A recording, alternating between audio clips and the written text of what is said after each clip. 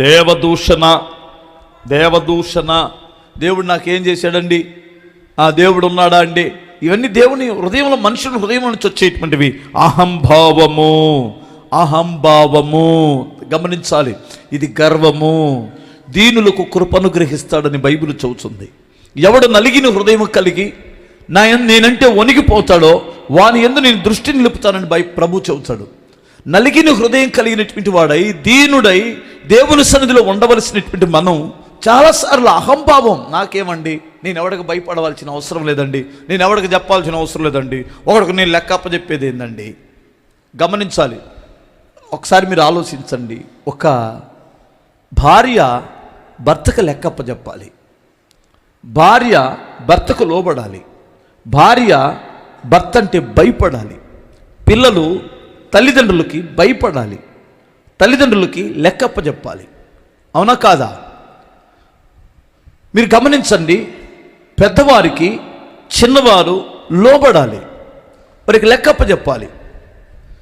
నువ్వు ఇది క్రమం, ఇది సంసార క్రమం, ఇది కుటుంబానికి ఒక క్రమం, ఒక అధికారానికి క్రమం, ఒక నాయకత్వానికి క్రమం, ఒక సంస్థకి క్రమం. ఇది ఆడెవడికి నేను చెప్పేది, ఆడికి లెక్క చెప్పాల్సిన అవసరం లేదు.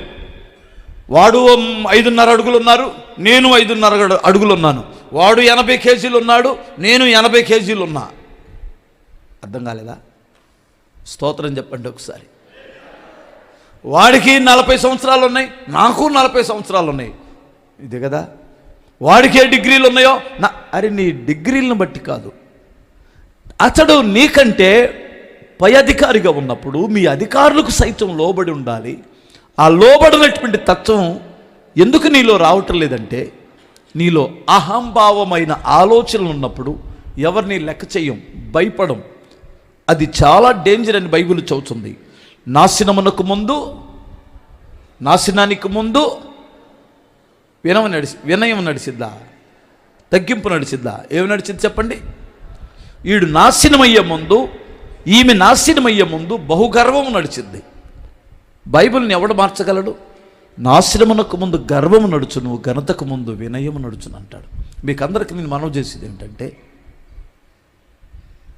అహంభావమైన మనస్సు మనలో ఉంటే దాన్ని మన హృదయం నుంచి తీసేద్దాం.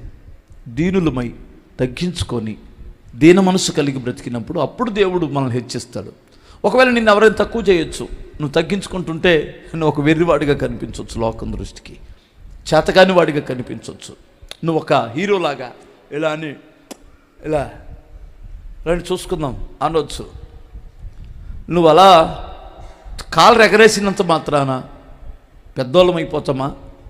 కాలు ఎగరేసినంత మాత్రాన పవర్ వచ్చేసిందండి? యేసు ప్రభు వారు ఎక్కడ కాలు ఎగరేలా, ఎక్కడ రొమ్మిరుసుకొని తిరగల, కానీ ప్రపంచాన్ని జయించాడు ఆయన. ఆయన ప్రేమతో జయించాడండి, ఆయన తగ్గింపుతో ప్రపంచాన్ని జయించాడు. ఆయన దీనత్వంతో ప్రపంచాన్ని జయించాడు. దాన్నే మన గాంధీ గారు పట్టుకున్నాడు, ఆ సూత్రాన్ని మన గాంధీ గారు పట్టుకున్నాడు. యుద్ధాలు వద్దు, ఖడ్గం వద్దిక, రక్తపాతాలు వద్దు, శాంతియుతంగానే మనం ఈ దేశానికి స్వతంత్రం తెచ్చుకోవచ్చు అని శాంతి పోరాటం పోరాడింది ఎవరిని చూసంటే మన ప్రభు అయిన దీన మనసు గల మన తండ్రిని చూసే. మీకు నేను మనవి చేస్తాను, అహంభావంగా బ్రతకడం అనేటువంటిది చాలా తేలికే. గర్వం ఏముందండి? మూర్ఖుడికి 3 పూట్ల అన్నం దొరికిన గర్వం వచ్చేసింది. మూర్ఖుడికి 3 పూటల కడుపు నిండా అన్నం దొరికితే వాడికి గర్వం వస్తుంది. విధేయత కలిగినటువంటి, వివేకం కలిగినటువంటి వాడికి ఎంత ఉన్నా అన్నీ ఉన్న ఇస్తరా అణిగిమణిగి ఉన్నట్లు అది అణిగిమణిగి ఉంటుంది. గర్వం రావడానికి పెద్ద ఆస్తుపాస్తులు అవసరం లేదు బ్రదర్. గర్వం రావడానికి ఎండి బంగారాలు అవసరం లేదు.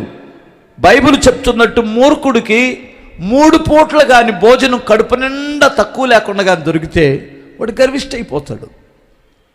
వాడిని పట్టుకోలేం, వాడి మాటలకు తట్టుకోలేం, వాడి ప్రవర్తన చాలా దారుణంగా ఉంటుంది.